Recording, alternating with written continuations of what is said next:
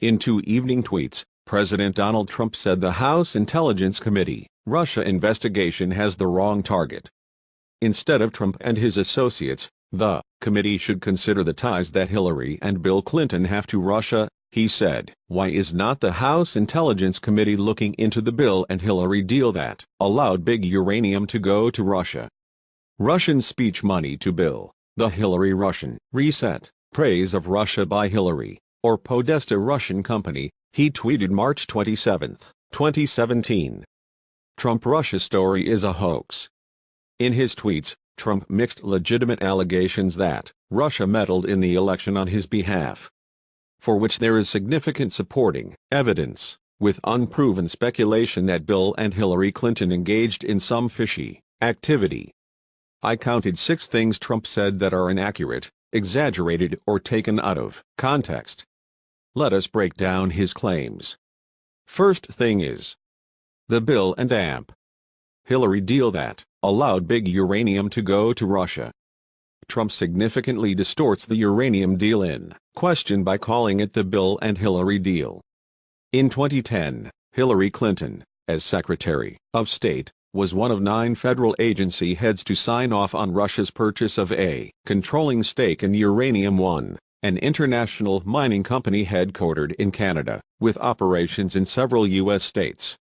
It was part of a regular process for approving international deals involving strategic assets, such as uranium, that could have implications for national security. Uranium One is U.S. mines produced about 11% of the country's total uranium production in 2014, according to oilpress.com. But even with its control of Uranium One, Russia cannot export the material from the United States. Russia was likely more interested in Uranium One's assets in Kazakhstan, the world's largest uranium producer. As Political Fact and others have detailed, some investors with an interest in making the Uranium One deal go through have a long-time relationship with Bill Clinton and have donated to the Clinton Foundation. But there is no concrete evidence those relationships or donations helped make the deal go through. Most of the donations occurred before Hillary Clinton could have known she would become Secretary of State. And, again, the Secretary of State was one of 9 agency heads that had input into the final decision, which ultimately lay with President Barack Obama. Second thing is Russian speech money to Bill. In 2010, Renaissance Capital, a Russian investment bank, paid Bill Clinton $500,000 to deliver a speech, according to Hillary Clinton's 2010 financial disclosure form. Some critics of the Clintons have suggested this speaking fee might have been an attempt by Renaissance Capital to curry favor with the State Department, which was involved in the Uranium One deal at the time. But it's important to keep in mind that Bill Clinton regularly delivers speeches for fees of $500,000 or higher, such as a $750,000 speech in Hong Kong in 2011, paid for by a Swedish communications company, and a $600,000 speech in the Netherlands, also in 2011, paid for by a Dutch finance corporation. Also, Renaissance Capital regularly invites world leaders to speak at its events, like former British Prime Minister Tony Blair and former U.S. Secretary of State Colin Powell. Third thing is the Hillary Russian reset. Clinton may have been involved in the Russian reset, but the effort was not very successful. In his 2008 campaign, Obama said he would seek a less confrontational relationship with Russia. The official kickoff came in Geneva on March 6, 2009, when Clinton, the Obama administration's top diplomat, gave her Russian counterpart Sergei Lavrov a red reset button. However, starting when Putin retook the presidency in 2012, the reset started to fall apart, in part because Putin accused Clinton personally of stoking anti-Putin protests. Without mentioning Putin specifically, Clinton had said the United States was concerned about the conduct of Russia elections and that the Obama administration supported the rights of the Russian people. In 2013, the relationship strained further when Russia took in Edward Snowden, the former National Security Agency contractor who had leaked a large trove of sensitive intelligence. And in 2014, Russia invaded Ukraine, prompting new U.S. sanctions on Russia. Fourth thing is praise of Russia by Hillary.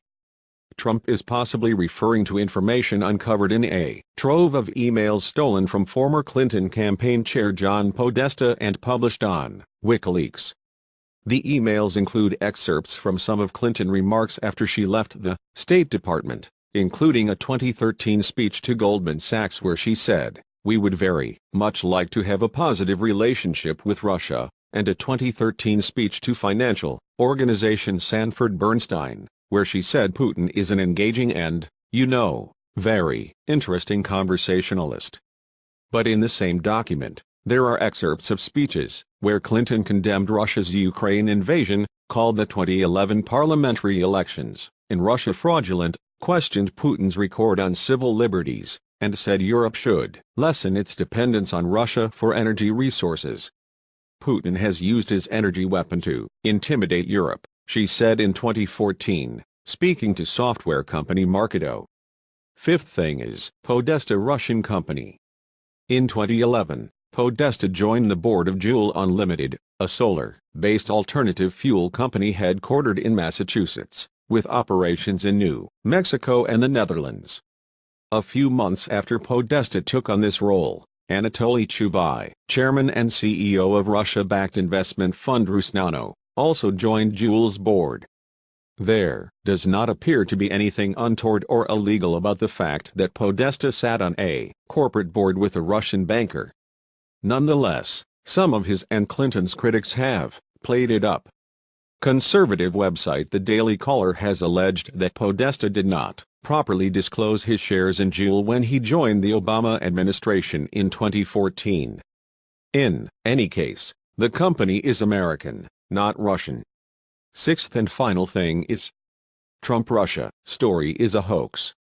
Trump is downplaying reality here.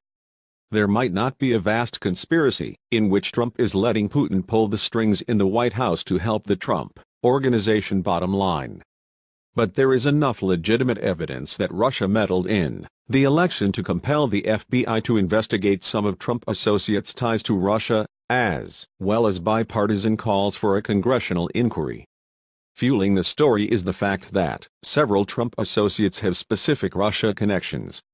Former Trump campaign manager Paul Manafort has long ties to pro-Russian politicians in Ukraine, for example. And former National Security Advisor Michael Flynn, ousted for lying about the nature of his discussions with the Russian ambassador and has a relationship with Russian state media network RT. Finally, I concluded, Trump seems to suggest that the Clintons and their associates were working on behalf of Russia interests. That is hard to square with the intelligence community conclusion that Russia interfered in the election in order to harm Hillary Clinton and elect Trump instead.